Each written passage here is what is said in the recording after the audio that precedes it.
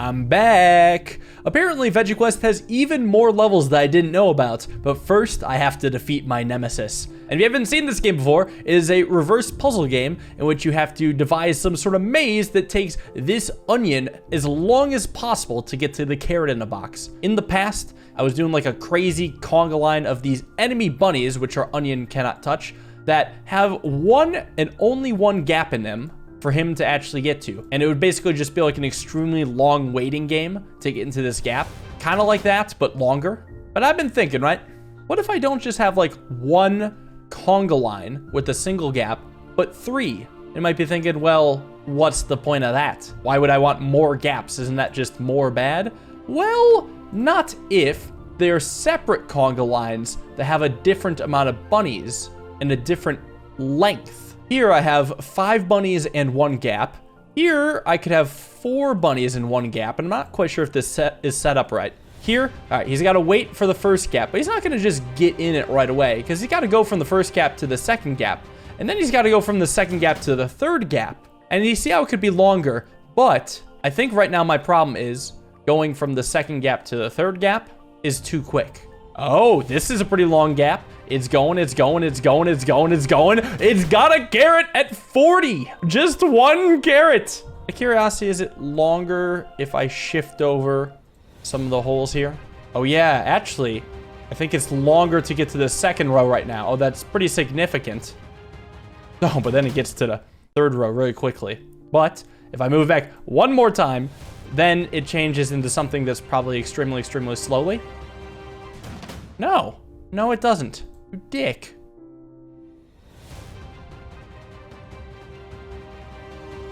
Oh? Made it longer with 52? Did I not realize I could just shift around the middle row more? But it took me 30 moves to get to the middle row, which is 6 times 5. And why is that relevant? Because the top row is a pattern of 6, the bottom row is a pattern of 5. And based on the way they cycle, 30 moves basically creates a full loop. Like after 30 moves, it goes back to how it was at the beginning. So it's the longest it can take. So it should take another 30 moves to get to the bottom. So I should be looking at about 60. Just gotta find the right gap. Like around 30, when it comes down, at this moment in time, where do I want the gap to be? Probably directly below the onion, right? Wouldn't that take the maximum amount of time? So 3 to the left of its starting position, which should be right here. Is there a problem with that? Yeah, I think I have it backwards. Maybe it's actually 1 to the left then. Let's see, it comes down now. But then you can see how the gap shifts. It shifts that way. Well, maybe I'm just simply not thinking big enough. Because even if I'm shooting for 60, that would mean I'm doing 6 times 5 plus 6 times 5. What if I was thinking 12 times 6? Now, how on earth would I do that? Well, I could maybe have a cycle of bunnies in the top 2 rows that almost kind of go in a loop like this, a crisscross loop. And this would be a pattern of length 12. Then I would need to look for the longest time for it to get to the pattern of 6 at the bottom. Ooh, it's also impossible. What? Actually, how? What? Oh, because it's 12 and 6. 12 is double 6, so they're never actually going to cleanly pivot and reach different parities. Yeah, they're never going to do that, so one of them needs to be smaller. So I guess it could be 11 times 6, and that's why I have the wall. I guess I'm getting rid of like this here, putting a wall here, and then portal again. 11 times 6 should eventually have the right parity, but now I've just got to trial and error until I get the long one. Already, this is looking pretty long. It's 3 carats long at 62. There we go. Question, if I move it over 1 more, would it get longer or would it be extremely short? I don't care. I got the 3 carat solution. I just have to know for me. Oh, it does look like it's longer. It's way longer. It's a 73 banger. Ho, ho, ho. Finally, my nemesis defeated. Yo, another new mechanic. Water. How does it work? It looked like it gave him a lot of speed. It moves him down 1 at the end of his move. That's nasty, but sounds helpful if he's going from bottom to top. You know what I'm saying? Right? So if I was to do something like this, you'd go 3 tiles at a time, but then you'd be going 1 tile at a time, which For the record, would this be impossible then? It'd be impossible because he'd never make it upstream. That's funny. So it has to be with a character like this. I don't know what I'd exactly do with that yet, but probably something like this. Wait, this is impossible? Oh, because he'd never make it up around the corner. If I get rid of this, would it work? No. If I get rid of this, would it work? Wait, no? Would he slide off the map or something? Is that what I'm gathering? Like if I block these off and block this off, does it now work? So he goes pretty fast, and here he gets pushed back a lot and then makes it, and it's not even 1 carat. I mean, but this is generally a guy you want to do zigzags, but now like it doesn't really work because of the water. I mean, is it any better if he just goes back and forth like this? Kind of. I mean, what if I get rid of the walls down here and he'll just smoothly make it over? What if I force him to go lower? Oh yeah, he has to run up so he doesn't get washed off the map. So if I do this, it becomes impossible. Oh. So it's like I really got to force him to go upstream, basically. Yeah, like that. And then if I block this off, I still at least force him to go around the long way. Sort of. That is weird. 13. What a weird way to do that. Well, why don't I just have like a big wall here and just get rid of this? Oh, this is impossible too. Okay, but like occasionally there's like a blip up here. Like there's these, so he can poke into those sections. Yeah, he's forced to kind of go up a little. What if I put another wall here? Does that slow him down at least for 1 move? I believe it does, and it gets me 1 carat. So I gotta think about weird corners like that. Is there anywhere else he goes that I could slow him down? Not particularly. What if I try a different route then? What if I go back to down, then up, then down? But still, it's gonna be a bit of a staircase. Somewhat. I mean, this sort of thing slows him down a little. And then he's like forced to go uphill. I mean, that's pretty nasty. Yeah, uphill, then downhill. I mean, how long does this take, right? Slows him down a bit, and then he's gotta, bounce up there, and then take however long to get uphill, then turn around and go downhill. At least that's 2 carats. There's still some wasted space in here. Maybe I can use some of this to my advantage. Well, here's a question. Do I actually need this piece? Does that actually slow him down or speed him up at all? Because it looks like it's still the same journey. If that's the case, then... Well, then if I build this here, isn't he just going to come up through this different way here? But that makes him take 1 more move at least, so that's counting for something. Well, that means I can probably have a wall here, and then maybe use a bit more space here. Yeah? Because maybe slow down a bit more at the end. Come on, give me an 18. Yeah, 19! Oh, 18 wasn't up for 3 carats, but I went over. Sick. I can outblaze water. And I can change the direction of the river. Oh, man. All I can place are rivers. So, is it as simple as just trying to push him back as much as possible? Or is there some merit of trying to push him off the map? I don't know. I'm gonna start like this and see what this comes out to. This is impossible. Because he'll never actually make it to the carat, I see. So I'll get rid of this. And then force him to go open over. And okay, get 1 carat. So I guess I need like a good blend of left-facing rivers and up-facing rivers. Because here, I mean, he did a dash of 2. I think I just placed my rivers backwards is the main thing. It's like if he's trying to directly go towards the carat from the right, then I definitely should be pushing him further left. And if he's trying to get to the carat from the bottom, then I should have the rivers pushing down. And it's impossible because his first move is always going to send him off the edge. Well, I could swap out rivers with maybe a down-facing river here and a left-facing river here. Then he's like really set backwards. Ooh, that's got to be annoying. Still 11 though. It looks like he is still going up. Maybe I got to pick out the spots where he's going up and make those to be down-facing rivers. So that move sends him back. This move sends him down. Maybe for starters, this move should send him back. Then he'd be here. Then he would want to move up, right? But I'll have him move down. Here he can move left. Let's see, does this slow him down at all? Still 11. Maybe I gotta use the rivers to create boundaries somehow? Because yeah, let's say there was no rivers and he could only move 1 in a single distance. It would take 12 moves to get to the carat. But because he has the ability to move twice, you could say that last move could be allowed to be a double move, bringing it down to 11. So all this is doing is giving him an average of 1 distance per move. So I have to create barriers somehow. I don't know if it's exactly barriers I want to think about, but I do want to try to force a non-traditional path. And I can almost think about it like this. The very first move for this Spud Warrior has only 4 locations. And if I want to, I could make 3 of them invalid. One of them could just send him back to the start. Hell, 2 of them could. The third one could just send him off the edge. So these 3 all are useless. And then the fourth one, I guess, could send it back to here. So he would be forced to have his first move go here. So then I could think about the moves from here. He's obviously not going to go left because he was there before. So he has to move to a spot that he didn't go to before and doesn't immediately screw him. If we were to go up 1, I could send him back down. If he were to go up 2, what would I do with that? Because, like, the most logical thing I think is to send him left, but then he'd be standing here, and then his next move would probably be moving him twice to the right. And I'm not convinced, like, that's a great strategy. I feel like if I want more than 11 moves, I almost gotta somehow coerce him into one of the corners. So what if instead of sending him back, for some reason, this spot sent him over 1? And the benefit of that is that it gets him closer to the corner. So he's on the edge here. If he goes 1 up, I could send him down. If he goes 1 to the right, I could send him back. Let's be honest, he's not gonna willingly go 2 to the right from here. He's probably gonna go 2 up, which is kind of annoying. But like, what if it's possible for me from here to make this invalid? I think that's possible. Like, if I send him right, he would end up here now. And I could again stop him from traveling once. Not like he would ever willingly do that anyway.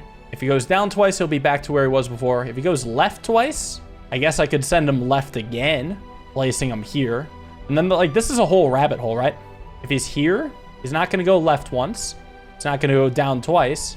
Yes, he could go down once. If that's the case, I could just send him down again.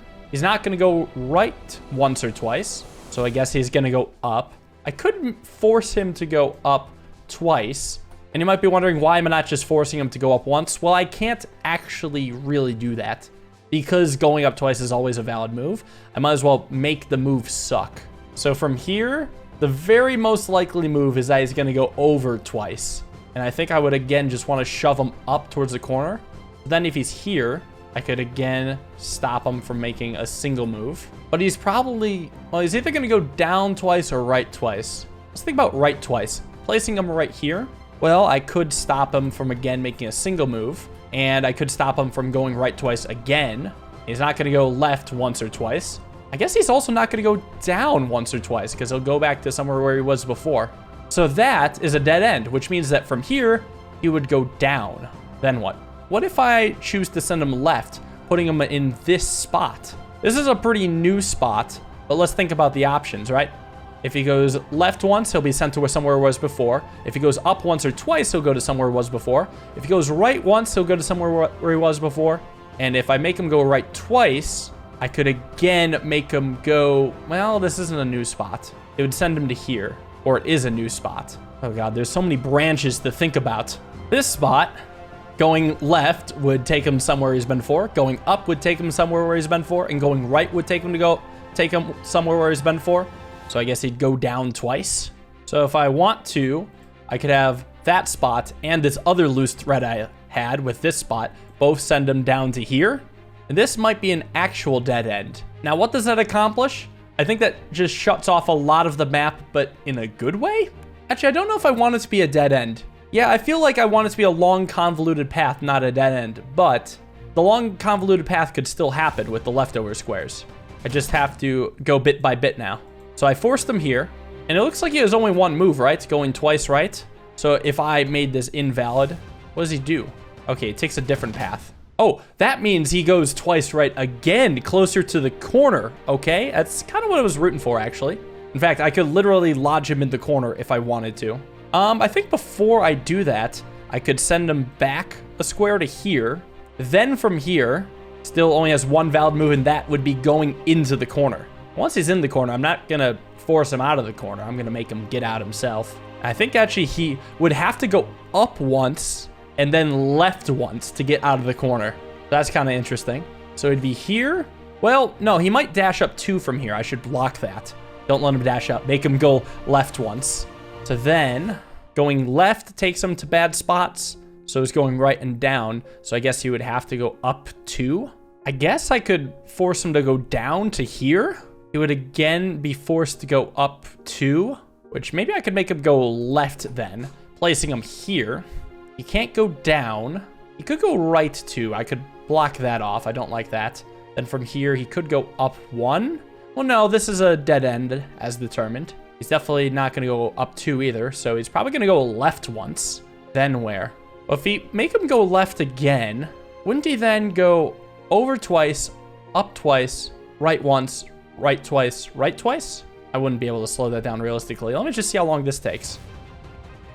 Oh no, he takes a different route. Ooh, what did I miss? Oh, from the very beginning, he could always make it there. Oh, silly me. Yeah, you could always take this route. I didn't follow up with this thread. Well, that means if I block off this square, then it's unbeatable, yeah? Damn. Okay. Well, what if to stop this path, I take this water and move it up? Then what happens? Something similar, but slower. He's sent up. And what if that water sends him down? This one down. That changes a lot, actually. Goes up. And then over. It's a 10 banger, though. So we're getting somewhere. Why does all this happen? I see. This move right here is very direct, so I could take this water and maybe just send it off the edge, then see where he goes. Ooh, it's slowing him down a bit. Still a 10 banger. So he'll move over and up, move right. Why does he not get sent?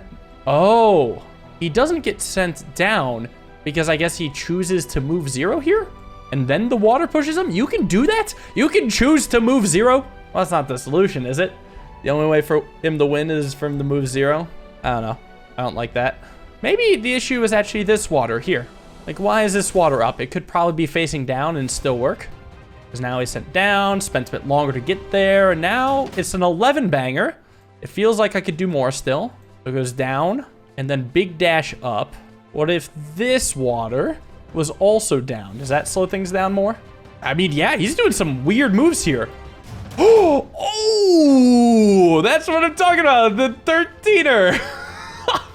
Man, that was a nasty level, but really cool to solve. It feels like I could do more, you know what I'm saying? But there's no need to. What a fun time. Here we got Wizard Mike, otherwise known as Magic Mike. Bunch of unmovable blocks, and of course the river. So we can always teleport over the blocks. I think I again need to apply the same strat of just think about the journey as a whole. Because if I had the very first water, just one send him that way, the other send him this way, he can't teleport over water. Yeah, but he can teleport over walls, which is good to know. So I could force his first move to be that. I think he would always choose to teleport over the wall. I could then push him up against the border, say, ha, good luck, buddy. So if he's then here, moving down will just send him back to where he was. Moving right will send him back to where he was. So he's always going to move up.